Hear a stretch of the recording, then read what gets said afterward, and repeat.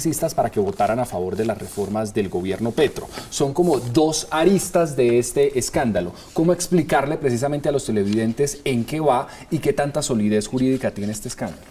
Pues John, yo creo que aquí lo importante establecer es que este gobierno ha sido de una doble moral. Yo aquí pues me tengo que apartar de las palabras de la concejal, porque si es verdad que el gobierno va a sacar a personas porque han sido cuestionadas, pues no tendríamos a Armando Benedetti, no tendríamos a Laura Sarabia. Recordemos lo que pasó con el exministro de Hacienda, que prácticamente por la presión política y la presión social lo sacan, más no porque el presidente lo haya hecho de manera ejemplar y a tiempo. Entonces a uno sí los lleva a cuestionar si efectivamente este gobierno está comprometido con la lucha contra la corrupción. Parece que los estuviera defendiendo por lo menos algunos. Y cuando uno mira, por ejemplo, también el escándalo de la Unidad Nacional de Gestión del Riesgo, pues el manejo no ha sido el que uno esperaría, porque en gobiernos anteriores este grupo, movimiento político, siempre decía que el presidente tenía que asumir una responsabilidad política del caso, pero acá cuando se destapa un escándalo, el presidente no responde y dicen que son otros directivos los que tendrían que entrar a responder, es decir, el presidente abandona la responsabilidad política que debería atañirle en estos casos. Entonces a mí sí me resulta muy preocupante la actitud del presidente, y cuando nosotros vemos el manejo que se le ha dado, por ejemplo, con la compra de algunos congresistas para que pasen las reformas políticas y demás, el presidente hace como si no fuera con él la responsabilidad, y son unos escándalos de dimensiones sin precedentes. Yo me atrevo a pensar, sin temor a equivocarme, que estamos frente a uno de los gobiernos más corruptos en la historia de Colombia, haciendo la siguiente salvedad, teniendo muchos gobiernos altamente cuestionados, y aquí lo que nosotros estamos, y no lo hemos terminado todavía. Entonces uno sí se sorprende de que el presidente no está cumpliendo. La promesa de valor del pacto histórico era gobernar y hacer unos cambios totalmente diferentes, y hoy estamos viendo que los cambios fueron para perfeccionar y para proteger la corrupción y todos los tratos irregulares que se hacen desde el poder público. Están las dos caras de la moneda frente al tema jurídico y la solidez probatoria que se ha venido viendo en este escándalo de la UNGRD y en estos procesos contra Olmedo López, Neider Pinilla y demás. Concejal, su visión precisamente para también adentrarnos en el tema político, porque aquí en el medio de la conversación se pone sobre la mesa la responsabilidad política, las decisiones políticas que se han tomado por el gobierno Petro. ¿Qué tan responsables han sido? Pero yo en esto sí creo que es importante, digamos, dimensionar las cosas. Yo, además de política, soy socióloga y he sido docente investigadora más de 12 años y he trabajado durante décadas con organizaciones y procesos sociales a lo largo y ancho de todo el país, y digamos, una de las cosas a las que me he dedicado siempre es a hablar con la gente y a construir pedagogía y datos sobre lo que significa la cooptación del Estado por parte de las élites políticas, y que aquí vengan a decir que este gobierno es el más corrupto de la historia, pues sí creo que es una falta de precisión y de pronto de conocimiento, no sé, al respecto, porque es que esto no es verdad. Al contrario, vuelvo y digo, este gobierno es el único que ha sacado inmediatamente a la gente sobre la que hay señalamientos graves y pruebas graves. Y Laura Sarabia, no, por ejemplo, claro, refiérete sobre frente a los ellos. cuales no ha habido pruebas contundentes como en el caso. Pero déjame hablar, yo te escuché y escuché todas las cosas que dijiste y te las estoy respondiendo, pero es falso. Hablemos sobre el gobierno Duque, hablemos sobre el asalto de Locat Paz. Estamos hablando de la responsabilidad de este gobierno. Es que tú hablaste, es muy fácil hablar de otros gobiernos. Discúlpame y déjame hablar. Tú hablaste del gobierno más corrupto de la historia de este país.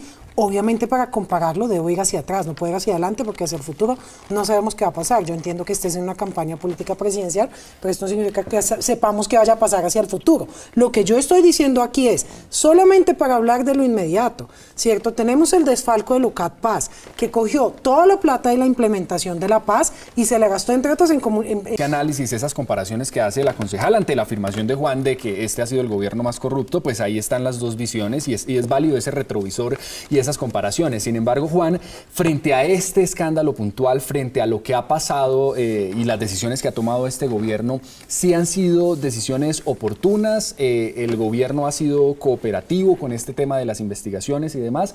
¿Ha tomado las decisiones pertinentes en términos de responsabilidad política?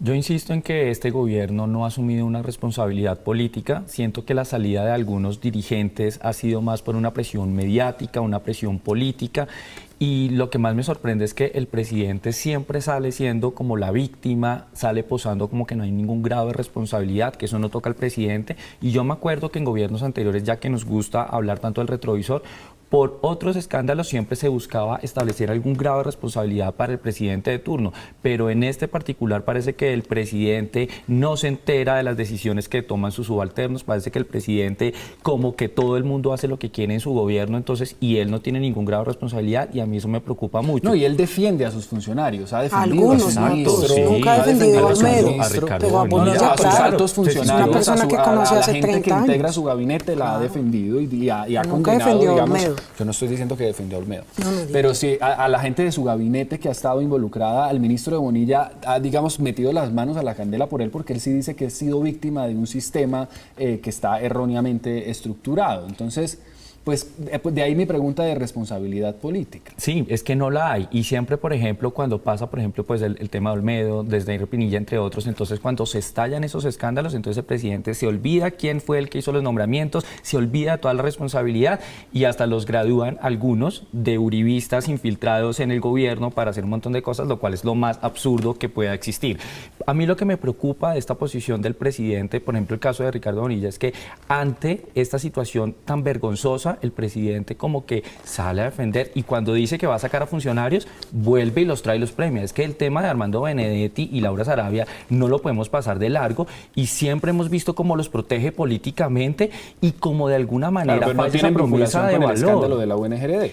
Claro, ellos no tendrían en principio esa relación, pero es que yo sí hago la acotación porque son como los ejemplos más significativos que nosotros tenemos del manejo del presidente con su doble moral. Y en el caso de la Unidad Nacional de Gestión del Riesgo, a mí me parece que el presidente no solo le ha bajado el perfil, sino han querido buscar o esculcar en otros gobiernos Es el como único para ver presidente que qué ha pueden pedido decir, para perdón ver a qué todo el pueden país por un decir. caso de corrupción, el único, y un caso de corrupción que no se ha comprobado, y el único presidente que en una locución presidencial el 20 de julio salió a pedirle al país perdón y a decir que va a estar encima para que la situación ha sido este. Entonces yo, pues, no ha defendido a nadie que se haya comprobado su corrupción. Bien, doctor, y lectura sobre este proceso contra el expresidente Uribe por los delitos de soborno, fraude procesal y manipulación de testigos. Insisto, la defensa del expresidente, el doctor Jaime Granados, ha insistido en que no hay unas garantías procesales, habló en su momento de una supuesta manipulación de las pruebas, de que el computador de Monsalve habría sido manipulado y demás, pidió garantías. ¿Usted qué lectura hace sobre este tema y le ve algún tinte de persecución política a este proceso? Bueno, pues este tema del expresidente Uribe realmente pues sí es bastante preocupante. Digamos, hago una primera reflexión y es el tema de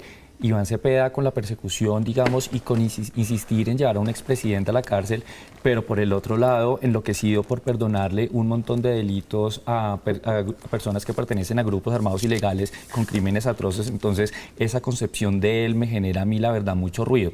Expresado eso, estamos frente a un proceso judicial donde el expresidente Uribe ha anunciado, incluso a través de una acción de tutela, tuvieron que hacer cumplir unas garantías del debido proceso, lo cual llama la atención de si efectivamente se le está respetando sus garantías y es inconcebible que toque activar mecanismos de protección de derechos fundamentales para que al presidente se le pueda permitir una defensa acorde a toda esta situación. Claro, lo que decían muchos es que quiere dilatar el proceso y es eso lo que se le endilga, una estrategia, una supuesta estrategia de dilación. A mí me parece más que es un tema avanzar. de que se le den todas las garantías procesales, porque cuando uno observa, digamos, el desarrollo del juicio, uno sí nota un tono diferente, no sé si es porque estamos frente a un expresidente, porque eso puede dar alguna exposición mediática o algo, pero a mí me parece que no se han garantizado, digamos, como del sistema judicial en este caso. O sea, ¿de la juez? Sí, a mí la verdad, pues es que fue a la que tocó decirle, otro tribunal tuvo que decirle, tiene que garantizar del debido proceso. Y aquí hay unas solicitudes que ha hecho la defensa del expresidente que no se han respetado. Entonces, eso sí es un tema que hay que empezar a revisar y decir, ¿será que sí se está llevando de la mejor manera? Sin embargo, aquí yo también quiero hacer una acotación y es que yo soy muy respetuoso de las instituciones, del sistema de justicia, y si al final del ejercicio el expresidente tendría que llegar a responder por esos delitos, pues que opere la justicia. Y de verdad aquí con la concejala, que aunque nosotros estamos parados en puntos ideológicamente opuestos, lo cierto es que aquí en Colombia no pueden haber personas que estén por fuera de la ley, y si la justicia determina que hay un grado de responsabilidad, pues el expresidente tendrá que responder. Yo no creo que haya dilación del proceso, yo lo que creo que sí ha habido es una falta de garantías, y ojalá el expresidente y todas las personas puedan gozar con esas garantías del debido proceso. Solo cierro con algo rápido. El presidente Petro, que tanto habla del tema de que honora la justicia y demás cosas, miren que cuando la Comisión de Acusaciones de la Cámara ha intentado adelantar una investigación, ahí sí es golpe blando. O sea, entonces el mensaje es, entonces unos sí pueden ser investigados y otros no, llama la atención. Muy importante, no es menor, y es el proceso en el que está involucrado el hijo del presidente Gustavo Petro, Nicolás Petro, con una supuesta financiación ilegal, una plata ilegal que habría entrado supuestamente a la campaña de su papá, a la campaña presidencial de Gustavo Petro. Juan, ¿cómo podemos explicarle a la gente este tema? La gente a veces no entiende muy bien por qué es que están procesando al hijo del presidente, qué es lo que se le endilga. Bueno, el caso de uno de los hijos del presidente Petro llama la atención porque realmente uno se pone a mirar el manejo que se le dio en la campaña electoral del presidente y unos recursos que presuntamente iban dirigidos de manera irregular a la campaña del presidente, pero se pierden en el camino, y se pierden en el camino porque aparentemente se habría apropiado el hijo del presidente de estos recursos. Entonces resulta muy cuestionable porque uno dice, no entraron los recursos irregulares a la campaña del presidente, sí, pero no entraron porque un familiar del presidente aparentemente se apropia de esos recursos. Entonces resulta muy cuestionable, digamos, el rol que asumió el hijo del presidente en el proceso de la campaña.